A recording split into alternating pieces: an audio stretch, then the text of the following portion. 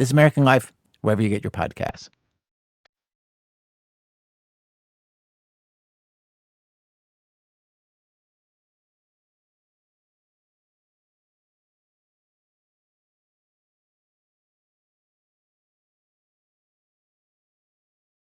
Hello and welcome to Car Talk from National Public Radio with us, Click and Clack, the Tappet Brothers, and we're broadcasting this week. Boy, do we move around from the oxymoron. So they can triangulate on us. I know. Can't get a fix. We're broadcasting from the oxymoronic titles division here at Car Talk Plaza.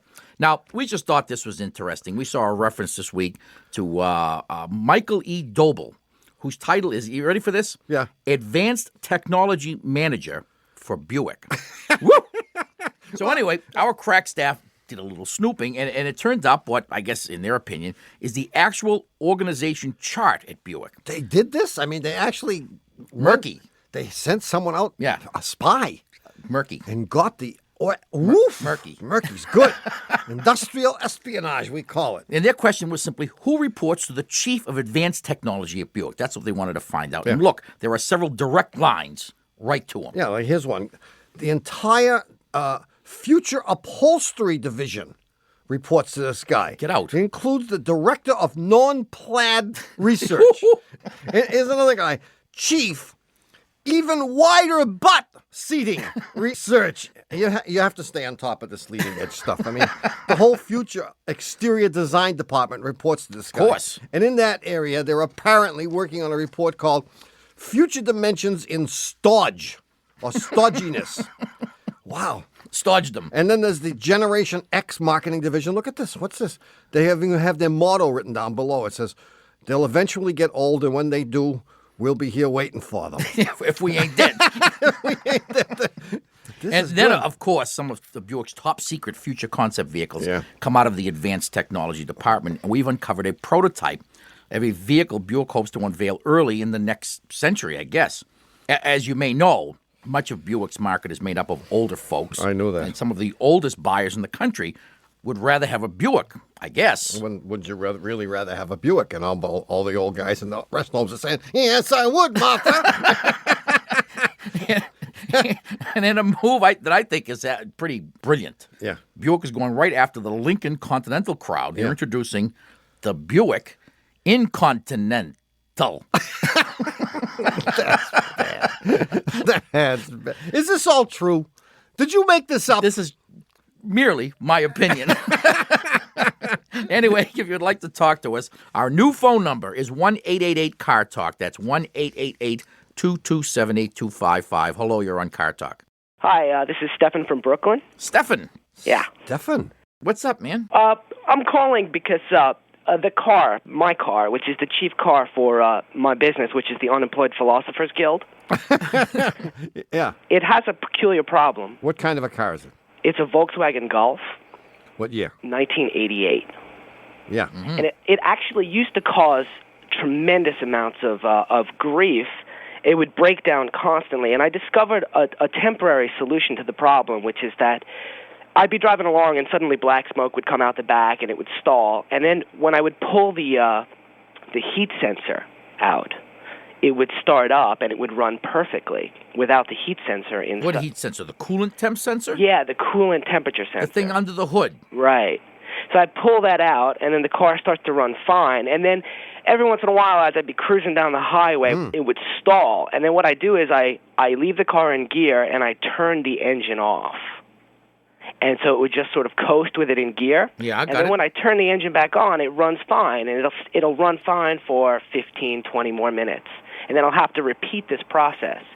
So I wonder if I'm destroying my car by doing this. I often wonder how people come across these little tricks. Yeah, whatever made you pull off the coolant temp sensor wire? I mean, why not some other wire? It seemed obvious. It seemed It obvious. seems obvious. I can't explain it, but it just Stefan, seems you as may clear be as a day. genius. Stefan, someone with your abilities shouldn't be unemployed. Wow. Wow. I mean, you haven't considered replacing this coolant temp sensor. I have. I've replaced Yeah. it, and there was no difference. Yeah. So it isn't the course not. coolant temperature sensor. And I brought it Yeah. into Volkswagen on 3 separate occasions. And though when I got the car back, it was fixed for maybe a couple of days, it always reverted. Yeah. See, my theory on this is that whenever someone comes up with this strange little cures, temporary cures like this one, Yeah. like the ones you came up with, either the person is a genius or a complete wacko. And right now, you're I'm- right on the fence. I'm leaning toward wacko now. Although I admit I started out thinking you were a genius. Well, there's a very fine line. There is. There really It is. may not be any line. Right. You may have crossed back and forth 3 or 4 times already. Yeah, because I don't think either one of these things that you do Yeah. has any bearing on the problem. Oh, you're absolutely wrong. You're entirely incorrect. I mean, I don't know about the stopping the thing in gear. That I can't figure that out. Pulling the coolant temp sensor wire may have something to do with something, but it may be forcing the computer to go into some limp-in mode, which is more likely to be correct than the run mode. Okay, you need someone to. Yeah, I think that's right. I think that's. Well, thank you. I have a theory as to why turning the car off. I knew you would. My feeling is the problem is that there's the gas flow is incorrect, and when I pull the coolant sensor, it changes the mix of the gas. That's right. Well, that would that's be because true. it puts the computer into the limp home mode. Okay, but then when it stalls, suddenly it's burning too rich and the engine is flooded. Yeah. And by leaving the engine on with the car off, it somehow cleans out the cylinders. Okay. You think that's right? Not really. No, but I mean, you've clearly done some thinking about this. You have done something. And it's not bad thinking, I have to say. It's not completely wacko.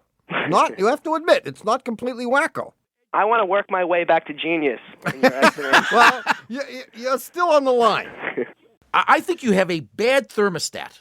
But that's the one that I changed already. No, you changed the coolant temp sensor. Oh. Oh. The thermostat is the thing that actually controls the temperature, and the thing that you change simply measures what the temperature is. Mm-hmm. Yeah. Could it be a ground wire? It could be a ground wire. You know, there are a bunch of little grounds that connect to the cylinder head. Yeah. Any one of those can cause, if it's making a bad connection, can cause a thing to run lousy. Yeah. But you could clean those ground wires. Okay. You can change the thermostat, or you can have it checked to see if, in fact, the thermostat is really opening at the right temperature. And when that doesn't work, I think the problem may be in your computer. Yeah. But you have to go to a different Volkswagen dealer.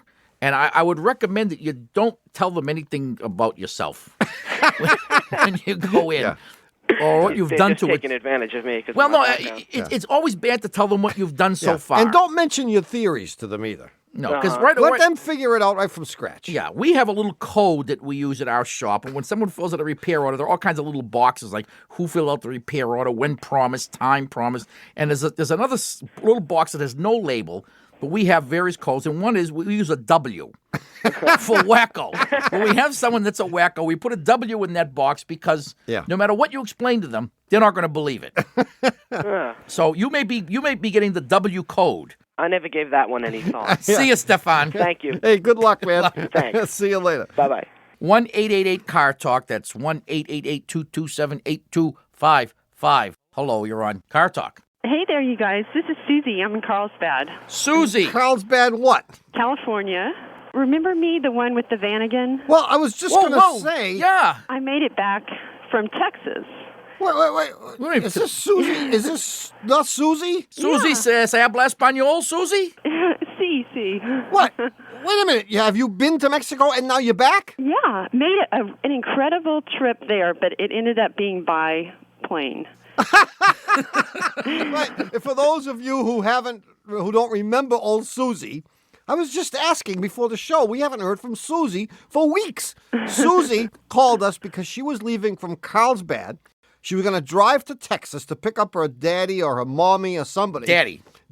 Then she was going to drive to Mexico and drive across the entire country from the west coast to the east. Is that right? Right, and still someday I will. And then she was going to drive back. And we've been talking to Susie for weeks now, asking how's she doing? The last time we talked, you were in Texas. Right, and there was some sort of transmission problem, and it was going to cost a lot just to take it out and diagnose what the problem was. And so we decided, okay, just go ahead and replace it. Wait a minute. I mean, didn't we advise you to forget about it and just keep driving? Yeah, you did. So what happened? What changed your mind? Susie, you didn't trust us. No. Susie. So if I remember, it was a whine that you had when you were stepping on the gas that went away when you decelerated. Yeah, it wasn't the transmission. Well, somehow, first we drained the fluid, and then there was so many chips, around the magnet, and you said, that's what they say. Yeah, don't worry about that. But I remember that. I had, on my way over there, I had all these different people drive the car because I really had no idea. So, like in Odessa, I found a really nice Volkswagen mechanic who wasn't prepared to work on it, but he did listen and say, yeah, it sounds like the transmission. Okay. So you talked to various people, including us, and you decided to believe all of them and not us, and you flew to Mexico. Is that it? Yeah. And got to swim in the, in the Great Caribbean. And yeah. So where is the van gone now? Well, it's outside running with a little bit of a knock, and maybe you would be able to tell what that is. Okay, so you had the transaxle replaced? Yeah, put in a factory rebuilt to the tune of $2,800. Oh my! Yeah. Wow. Okay, well. So you're going to drag the phone out to the car? Yeah. Okay. Go ahead. Okay, hold on. I knew she was a wacko. Right from the first moment. Nothing. She might be... What is this? You're on a cordless phone? No. Oh, a long wire. Long wire. Okay. Okay. So can you hear this? Oh, yeah. Oh, my God. Is that enough? Oh, yeah, that's enough. Okay. Well, they didn't just start doing that, did it? Well, I don't know. That's from the trip back from Texas. Ah, okay. So this happened a little at a time. I guess so. And does the engine run smoothly? Does it have pretty good power? Well, Not really, yeah. Okay, on acceleration, sometimes when you're just starting off, there's like this little lag. Like, okay, yeah, power. I can appreciate that. But otherwise, it has plenty of power. Yeah. At least. You can drive it at like 45, 50 miles an hour on a flat road. Sure, 85. 80. Okay. It sounds to me like you have a stuck valve or a collapsed lifter. That's what it sounds like. It doesn't sound that serious, but it's going to cost money to fix it. Maybe big money. Really? How many miles are on the engine? Well, it's a new engine, and I don't know. It's like a couple-year-old engine. Oh, it's a used engine. Well, that's the engine that Ronnie, the German mechanic, rebuilt. Oh, that guy. Oh, yeah, Ronnie. Yeah. Oh, you have to take this to him. I mean, this is not a job you're going to do yourself. Okay. This may require pulling the engine. Oh, no. Really? Just from that sound, you think that? It could be. It could be serious. It's a horrible sound. Sounds bad. Sounds bad. It's a good thing you didn't drive all the way to Mexico. You never would have made it. You wouldn't have actually with that engine if that's what was waiting in the wings for you. Okay. And if you recall, initially we tried to talk you out of the thing in general. And then we decided if you were nuts enough to do it, who were we? If life was not just one little risk and excitement after another, what's life anyway? Sitting at home watching TV? No. Well, thanks to you guys, I did get there. So, you did go. So some way I think you're responsible. And you got to an even wilder, less tamed place. Texas. Okay, thanks, you guys. See ya. Thanks, Suzanne. Bye-bye. Welcome home. Yeah. Thank you much. Safe and sound. Boy, are we relieved. See you later. See, now, when she called and said she was from Carlsbad, California, I started to say, gee, you're the second person who's called us from Carlsbad, California in a couple of weeks. And she's not. She's and it the isn't. first. This is the only person. Okay. Yeah. It's time to find out if my brother remembers last week's puzzle. Well, as a matter of fact, John, our engineer, let it slip a little while ago while you were I thought I smelled something. while you were out getting orange sodas. Really? He mentioned something about the puzzler, and he mentioned tires, which made me remember that it had something to do with a Porsche.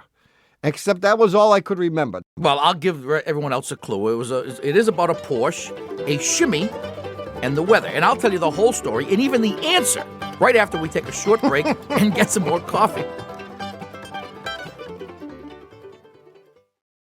This message comes from Wise, the app for doing things in other currencies. With Wise, you can send, spend, or receive money across borders, all at a fair exchange rate. No markups or hidden fees. Join millions of customers and visit wise.com. T's and C's apply. I'm Tanya Mosley, co-host of Fresh Air. At a time of sound bites and short attention spans, our show is all about the deep dive. We do long-form interviews with people behind the best in film, books, TV, music, and journalism. Hear our guests open up about their process and their lives in ways you've never heard before. Listen to the Fresh Air podcast from NPR and WHYY. These days, there's a lot of news. It can be hard to keep up with what it means for you, your family, and your community. Consider This from NPR as a podcast that helps you make sense of the news.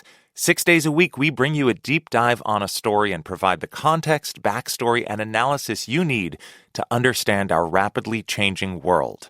Listen to the Consider This podcast from NPR. Tariffs, recessions, how Colombian drug cartels gave us blueberries all year long. That's the kind of thing the Planet Money podcast explains. I'm Sarah Gonzalez, and on Planet Money, we help you understand the economy and how things all around you came to be the way they are. Para que sepas, so you know. Listen to the Planet Money podcast from NPR.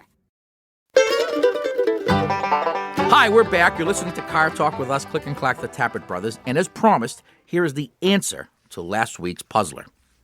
This was sent to us via email by John Zumsteig. You say via. I say via.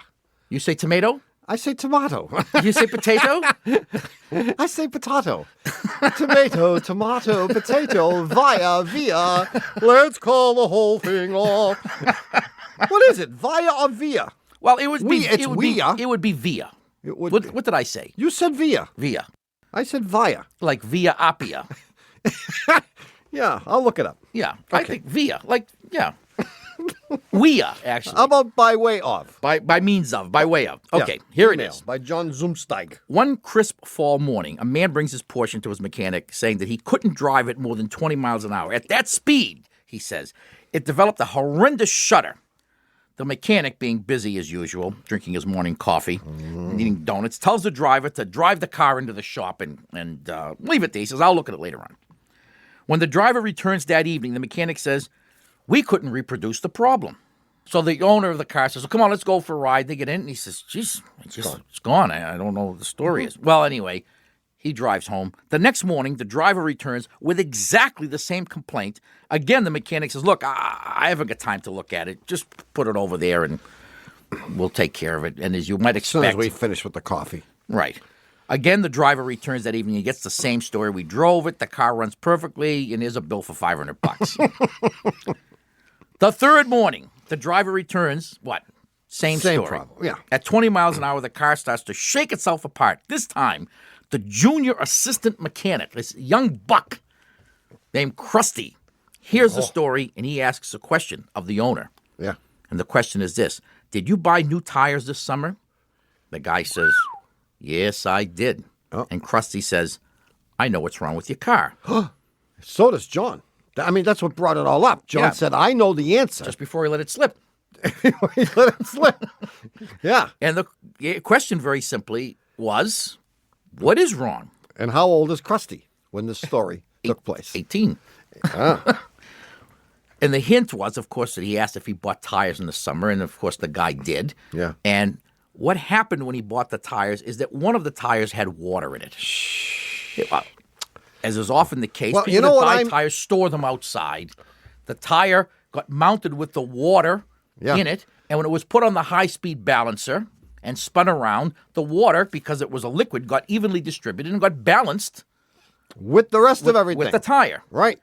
Okay, now we fast forward to the first cold morning. I think Well, I said see- it was a crisp fall morning. Well, that's the part of the puzzle that I missed last week. I didn't realize you had said it was a crisp fall That's what morning. happens when you doze. Because it was a crisp fall morning, Yeah. that water froze and made a chunk of ice that now made that tire so unbalanced that the car really would feel like it was shaking itself apart when you tried to drive it. It would be so unbalanced you wouldn't be able to drive it. And, of course, sitting in the warm garage all day, it melted and reverted to its summer state, et cetera, et cetera, et cetera. Yeah. QED. So what does one do in a case like that? You just make a little hole in it so you get the water to drain out? On the bottom. Yeah. Yeah. If Yeah, you do it on the top, it on won't. the top. No, The it water won't won't. leak out. Well, you could make the hole on the top and then apply heat to the tire and vaporize it, and it would come out the hole. That's what I would do. And who might our winner be? The winner is Holden Babcock. Wow. I love it. I love names like that. It's like Holden Caulfield. Yes. Holden Babcock. Wow. And he's from Rockford, Michigan, by the way. And not only is he lucky to have the name, but he's also now going to get a copy of our new album, Men Are From GM, Women Are From Ford, and Lawyers Are From Chrysler. This is a collection of calls. I think the lawyers are from Buick, actually. They will be this week. It's a collection of calls about couples, cars, and we'll have it in your mailbox by Valentine's Day, Holden. If not this year, then definitely next year. Yeah, you always need a Valentine's present. Yeah. Anyway, we'll have a brand new puzzler coming up in the third half of today's show. So don't touch that dial. In the meantime, we'll take your calls at our brand new number, 888-227-8255. Hello, you're on Car Talk. This is Jill from Missoula, Montana. Hi, Jill. Hello. And I've spoken to you guys before a couple years ago about the problem I've had with the nose pickers. It's me. Gee, you know, You I remember would me? Yes, I do remember you very vividly, in fact. How could one forget? I'm so sorry. But I've been embarrassed the last couple of years. People have pointed me out on the street. Yeah, there goes Jill. I know. Like I have a problem. Anyway, this is my question. Yeah. I have an 84 Nissan Sentra. Yeah. And I've been hearing this piece of advice from men, because they're the ones that give out the advice on cars. unsolicited advice, right? Yeah, well, this is it. And I don't know. I drive to work and the store, and I don't take long trips with this car. The answer is yes, by the way. Yeah. I know you're going to say that no matter what the question You have to do it no matter what it costs, I because know. that's the way it is. Yeah, well. And if you don't do it, you're going to wreck the engine. You But are. Go ahead, ask the Okay, question anyway. so whenever I do take it out on the highway, which is rare, and this person is with me, every single time he says to me, well, you know, you should take the car out on the highway more often to blow that stuff out. And I'm like, what? What's the deal? And what is this stuff? Well, you should tell him to take his handkerchief out more often and blow that stuff out.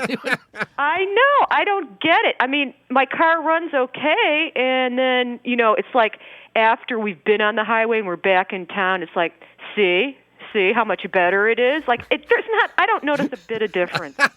What's the scoop? You're right. There are many, many men. Yes. Who you have, admit it. They have this theory about blowing that stuff out. They do. Yeah, I noticed. Yeah. And I mean, and their theory is it extends beyond just taking it out on the highway. Mm-hmm. If the car isn't running right, Yeah. one of the ways to get it to run right is to rev it up. Right. It is the equivalent of banging on your television set Oh. when it doesn't work right. Yeah. That didn't even cross Plus my the fact that it's required not just to keep the engine running well, but to satisfy most males' need to drive fast. So one way to explain it to your girlfriend or spouse is that we've got to go out and drive the thing at high speed. Yeah.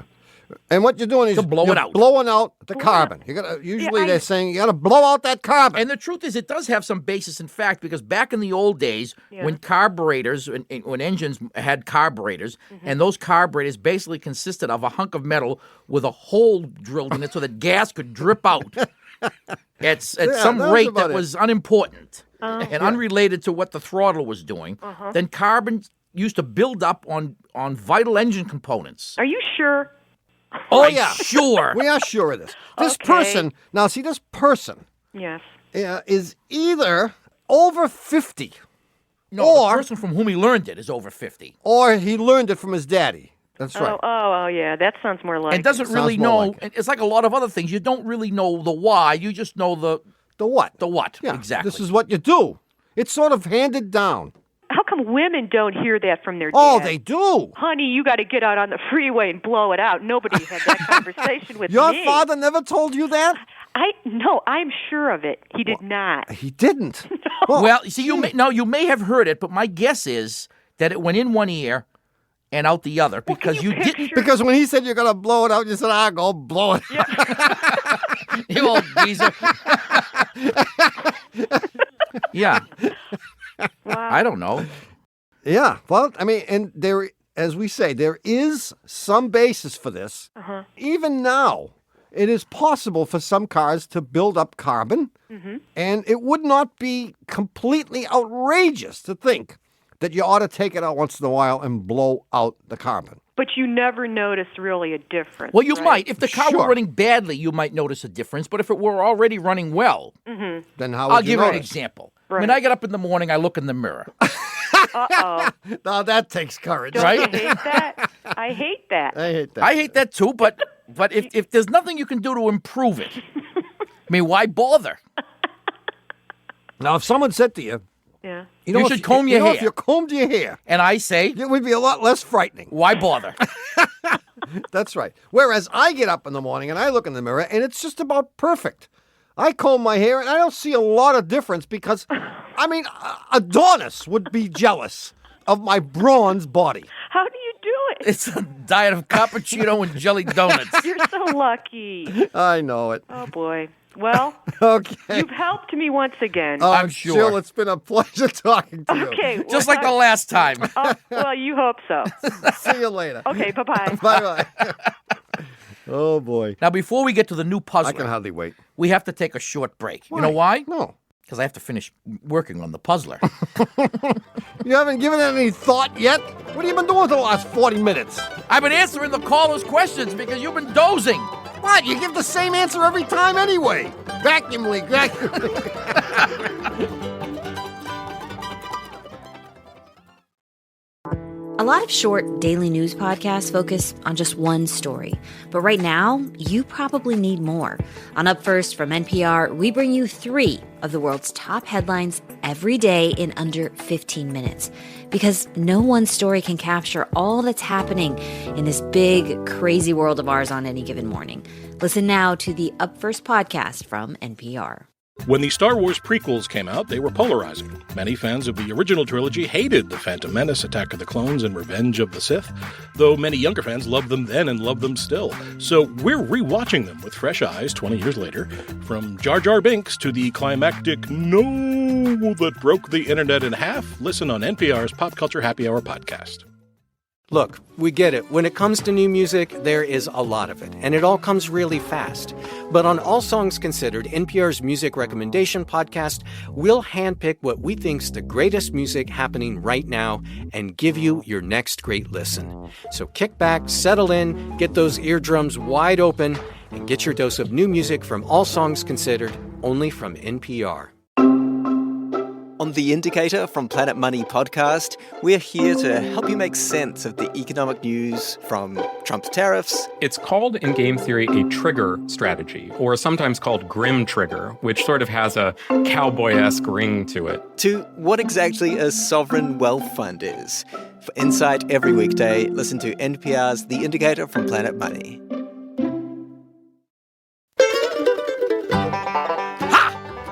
Don't scare me like that. I'm trying to get a little nap in here. We're back. You're listening to Car Talk with us, Click and Clack, the Tappet Brothers, and we're here to discuss cars, car repair, and the new puzzler. And a 1 and a 2. Oh, I have to tell a little joke first. Yeah, go ahead. This past summer, our producer, Dougie Berman, was on vacation down in the islands someplace. And he's walking down the street, and leaning up against a tree is a guy that's dressed up like a pirate. You know, he's got the 3/4 length pants, the puffy shirt, peg leg, the patch over one eye, the bandana on his head, yeah, the toucan on his shoulder, Reeboks. And so Dougie looks at him and he says, Jesus, he looks at him. The guy's got a peg leg. He does. He's got a hook for a hand. Wow. And he's got a patch over his eye, like all pirates do. Yeah. And he asked the guy if he's a real pirate. And the pirate says, I am, matey. I'm a real pirate. And Doug asks, he says, geez, he says, you're in pretty bad shape. Do you mind telling me how you lost your leg? He says, it was a mutiny. He said, they threw me overboard and a shark bit me leg off. And Dougie says, geez, pretty bad. He says, how about your hand? How did you lose your hand? He says, we were boarded by another bunch of pirates from another ship. He said they wanted to steal our booty. He said we came to fighting with swords. And before I could run the last one through, he cut me hand off. Wow. And that's how I wound up with me hook. Wow. He says, geez, you got a peg leg. If sharks ate your leg off, you got a hook. He says, how about your eye? Bird poop. Dougie says, excuse me? Bird poop? You mean a bird pooped in your eye and you lost your eye? That's what I said, bird poop. Well, how did that happen? It was the first day with me hook. Well, which leads me up to today's puzzler. That's a lead into a puzzler. Now, we all know that pirates, in fact, many sailors of old, have patches over one of their eyes. They do. And we know that it ain't bird poop. We do? Well, it seems unlikely, at least. It seems unlikely that it's bird poop. Yeah. I mean, how stupid could... Never mind. The question is, why is it that old-time sailors frequently had a patch over their eye? Had no eyesight in one eye, that they wore a patch over their eye? Now, if you think you know the answer, or you just have nothing to do at work and feel like taking a stab at it, mail your answer to Puzzler Tower, Car Talk Plaza, Box 3500, Harvard Square, Cambridge. Our fair city. Ma 02238. Or, of course, you can email us your answer from our website, cartalk.msn.com. Just click on the Talk to Car Talk section. And, of course, if we choose your answer, your correct answer, that is, at random from among all the other correct answers that we receive, you'll get your own copy of our brand new album called Men Are From GM, Women Are From Ford, which will save you the trouble of having to go out and buy a Valentine's Day gift. Valentine's Day? Yeah, fat chance you get something by Valentine's Day. Oh, not from us, no. If you'd like to call us, our number is 1-888-CAR-TALK. That's 1-888-227-8255. Hello, you're on Car Talk. Hi, this is Steve in Chicago, formerly of East Arlington, Massachusetts. We can tell by your accent, Steve. Oh, yeah? Yeah. So what's up, Steve? And how did you get to Chicago? And do you like it there? And why did you leave Arlington? Oh, All man. those questions. Come on. You never actually want to get to... So is this like a special 3 or 4 hour show? Yeah, they're all the same. Yeah. I got to Chicago for a career and a girl. I lost the girl, and I've given up on the career. So I'll come home now.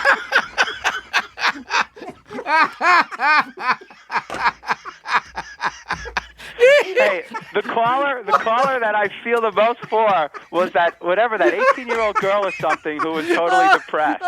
What, you want us to give her your number? You made me spit my coffee all over the table. So let me see. So the romance is down the tube. The career's down the tube. Wait. What do you want, Jack Kevorkian's number? When are you getting back? No, I'm way beyond that Jack Kevorkian thing. I figured I might as well. Oh, good. No, that was 10 years ago. Oh. That was 10 years ago. But the career I just gave up on this recently. But I do have ideas, but I can't tell it to you on the air. No, we can talk about it later. What, you have inventions? Yeah. What's that? You have inventions? Actually, something better. I originally was going crime. I can't If tell it's you. not an invention, it's going to be a scam. No. That's the only thing that's better, because you don't have to make anything. Right. I try to come up with inventions and stuff, but the No, problem it's too was hard. I didn't know how to actually make You them. need a prototype. A scam. You don't need anything. I had the ergonomic beach chair, but I couldn't figure out how the hell do you actually make it ergonomic? Yeah, and how do you spell ergonomic? All right, let's get down to business here. Okay. What's up? All right. I have an Acura Integra GSR. What year? It's 1996. Yeah. It's leased. Oh, and it's forest green, sort of. That could be Gotcha. important. You never know. Okay. I went to, a month or two ago, I went to a party in the suburbs. Two friends of mine, they eloped. And then they decided to have a party to celebrate it. Cool. Yeah. Anyway, Went to this party, and they had this like designated lot. Said, strictly you must park here if you're going to the clubhouse. That's what they call the party room or whatever it was in this sort of... Got it. Okay. By about midnight at this party, all the boring people with kids, they're gone.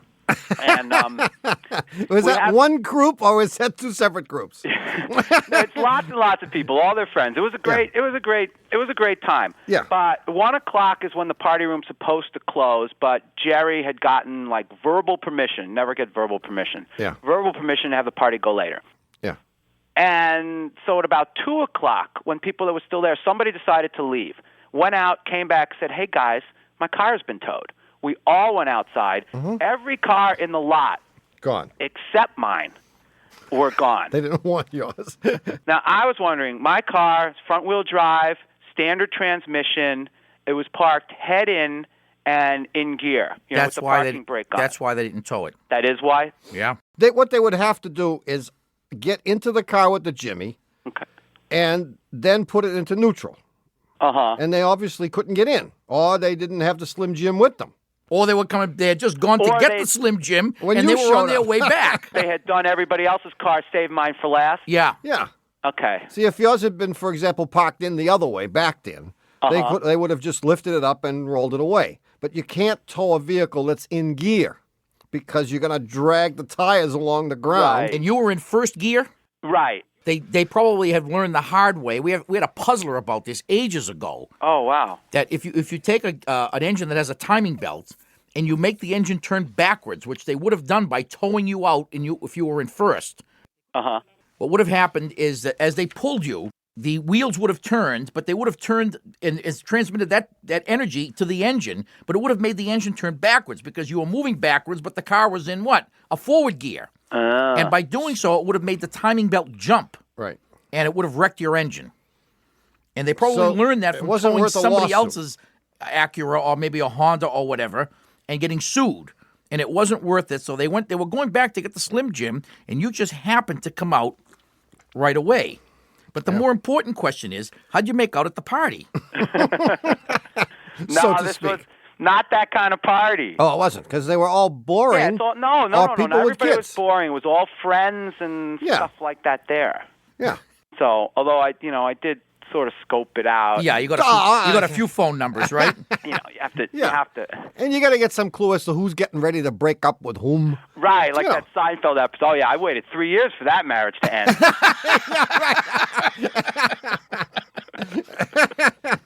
Well, Steve, we'll be looking forward to seeing you back here in the Boston area. Okay. All the reasons you went there are now They're gone. They're defunct. Hey. But how is Chicago in general? In general, Chicago's a great place. And when I was doing my best, I came here to be an options trader. And when I was doing my best and making a lot of money, I was about to enact a lifestyle where I maybe spent 8 months here, but a couple months in Boston area, and a couple of months in Bahamas. Yeah, exactly. No, St. John. Yeah. Virgin Islands. St. Croix. St. Croix. St. Croix's all right. Same thing. Because I have a friend there, but... Female friend? No, actually male Just friend. checking, okay. And he's married. Beautiful wife. I'm waiting that one out, too. No. But Chicago is a great place. Steve, thanks for calling, Steve. When you get to Boston, call us. We'll go for coffee. Okay, I'm looking forward to it. Thanks, guys. Bye-bye. Bye. He'll give us some hot tips on options. Okay, he's got all his options open. While you've wasted an otherwise perfectly good hour listening to Car Talk, our esteemed producer is Doug, the Subway fugitive, not a slave to fashion Berman. Our associate producer and dean of the College of Automusicology is Ken Babyface Rogers, who's a daddy again. Woohoo! Little Huey Dewey. Our assistant producer is Catherine Oyster Stew Ray. Try cutting that out. And our engineer is Jonathan Marston. Our technical, spiritual, and menu advisor and purveyor of pistachio nuts, imported pistachio nuts, is Mr. John Bugsy Lawler. Our public opinion pollster is Paul Murky of Murky Research, assisted by statistist in margin of error. Our director of new product repair is Warren T. Myfoot, assisted by our customer care representative, Haywood Jabuzzoff. Our staff butler from the Car Talk Mumbai division is Mahatma Coat, From the New Delhi office, our blues coordinator is Mohammedan Tolmi. Our document security expert from the island of Jamaica is Euripides Upman. Our East Asian used car expert is Alexander Solzhenitsyn. And our correspondent for the French car industry is Sylvia Pujoli. Our evasive driving instructor is Vera Brupley. Our junkyard manager is Ricardo Dismantelbaum. Our director of moral support is Hugh Demand. And our Leo Tolstoy biographer is Warren Peace, author of Leo Tolstoy by Warren Peace. Our chief counsel from the law firm of Dewey, Cheatham & Howe is Hugh Louis Dewey, known among the icicles in Harvard Square as Huey Louie Dewey. Thanks so much for listening. We're Click and Clack, the Tappet Brothers, and don't drive like anyone in my family. Don't drive like my brother, especially. We'll be back next week. Bye-bye.